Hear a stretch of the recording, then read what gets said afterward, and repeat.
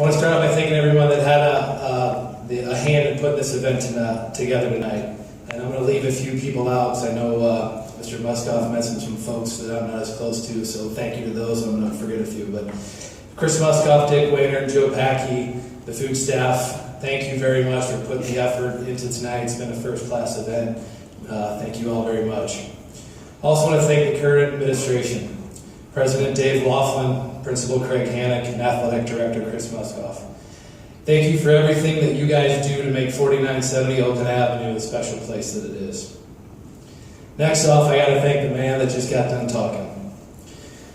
Mr. Wayner, it's been an absolute privilege and honor to be on this amazing journey for me as I've grown up basically in these walls over the last 35 years.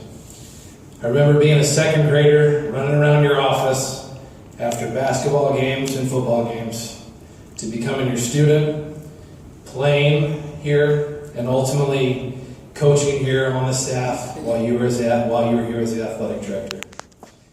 Dick, you are St. Louis SLUH. You are the perfect example of what makes this place the amazing place that it is. I look forward to many more years of friendship with you, and I'm sure, most importantly, many, many more Ric Flair quotes will go back and forth from our emails, as we like to so often do. Next, I want to thank the players. I want to thank all you guys that are here. Obviously, I was one of you at one point in time. We're all here because, not everybody, but for the most part, we all either, played here or had some involvement in the football program. I came back and coached, because I love the game. I like coaching. I want to be around my dad. I want to help this place out, but I want to be here because I wanted to be around you guys. I wanted to be back around the players. Some of my former quarterbacks that I coached here are here, so thank you to all you guys. My final thank you before I get on to speaking about my dad goes out to all the assistant coaches that have worked with my dad as a part of the SLUH football program, and the assistant coaches that have worked under Paul Martell prior to him, and all the coaches that Mr. Wayner read out loud. I don't have time to list all of them, but there are a few I'd like to single out. Rob Chura, John Diffley, and Mark Eggers. You three gentlemen are some of the brightest football minds I've ever been around in my football career. And you three gentlemen are three of the biggest reasons my father went into the Missouri Football Coaches Hall of Fame a few weeks ago. I was fortunate enough to be able to play for all three of those guys and have the privilege to coach side by side with Coach Diffley and Coach Chura these last handful of years. You guys are absolute pros. You taught me so much about the game, and many of the plays that we call still today are plays that I've learned from you guys, especially you, Coach Eggers. Thank you. Thank you guys for your contribution to SLUH football. One of my first true memories of SLUH football was making my dad sign a contract to allow me to be the water boy in the third grade. Drafted the contract in crayon with the following reason. My dad's been coaching here for a long time, as many as you know, and being a little guy, I typically got to stay at the game till about halftime, and it was time to go home and go to bed. So I figured if I could get him to sign a contract that allowed me to be the water boy, they couldn't make me leave at half. He signed that contract, and then worked my way from water boy to ball boy to player, and then ultimately to coach, so that contract with the crayon is what ultimately kicked off my true football career. As being around the sideline as long as I was, you tend to pick up a story or two about the coaches, and certainly the head man or the head manager father. And I was thinking about all the numerous stories I could sit here and tell you. I could go on for hours, but I thought I'd pick one. And it's kind of fitting, Mr. Wayner mentioned, it was back in the early 90s, I don't know the exact date. We were playing Hazelwood East at the Dome. I was just running around the sidelines, getting the ball back in, making sure guys like John MacArthur had the appropriate balls. And Hazelwood East had a heck of a player. He had a guy by the name of Reggie Germany running around on the other sideline. For those of you guys who don't know who Reggie Germany was, went on and played football at Ohio State, had a heck of a career in the NFL. Well, leading into that game, it wasn't much of a secret that they were going to try to throw that guy the ball. And as you can imagine, game plans went in leading up to it. Hey, we should probably put the free safety over the top of our cornerback, where our corner is a little bit outmatched trying to cover Reggie Germany. Early in the game, quarterback for Hazel East drops back. Reggie Germany's over to the left. QB looks to the right. Our free safety goes running over to the right. Throws a bomb down the sideline, hits Germany for 6. Germany celebrates, gives the ball to the official.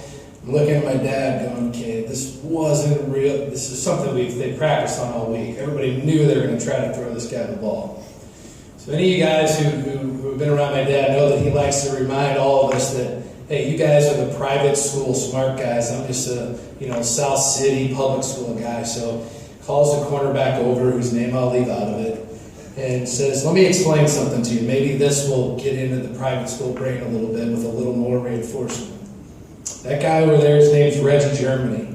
He's probably going to play football at Ohio State next year, probably in the NFL. That cornerback who's hanging his head over there drinking water right now, he's going to be playing for me next year and probably won't beat out the kid that's a freshman right now playing left cornerback. So if you would please stay over the top of Mr. Germany, it's going to make it a lot easier to stop him. So he definitely had quite a way of delivering a message. So that was the one story I thought I'd pick out. As I mentioned, I had the privilege to introduce my dad at the Missouri Football Coaches Hall of Fame a few weeks ago. And I'm going to tell you all the same thing I told the crowd there that night.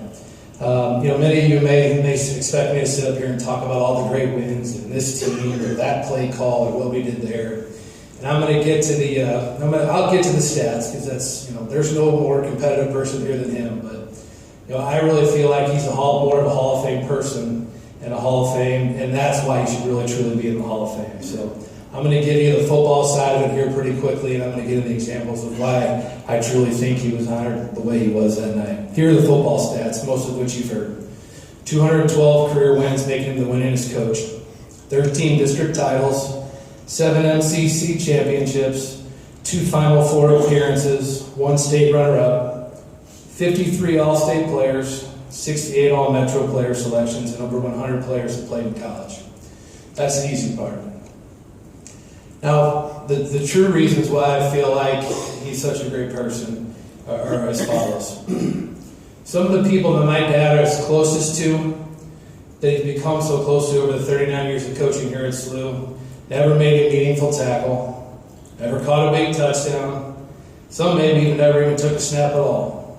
I'm talking about student managers, student statisticians, and backups that were equally as touched by him as the guys who had their name in the paper, who were first-team All-State guys, who you would expect. You expect guys going to have these great college careers, you would expect them to stay in touch. But the Christmas cards, the well wishes that would come to the house, a lot of times were from guys that I would be like, who the heck was that? And they'd be like, oh, he kept the stat sheet back in 1994. I think about a kid like Chris Anstra. For those of you who don't know who Chris Anstra is, Chris was diagnosed with terminal illness while he was here at SLUH his freshman year. My dad approached him his freshman year about becoming a manager for the varsity football team. Not because he thought here's a kid that could help fill up some water, bring out some pads, tape some stuff. He thought it would be good for the kid to have something to be a part of. And it meant the world to Chris, and it meant the world to his parents. I think about Father Paul Sheridan mentioned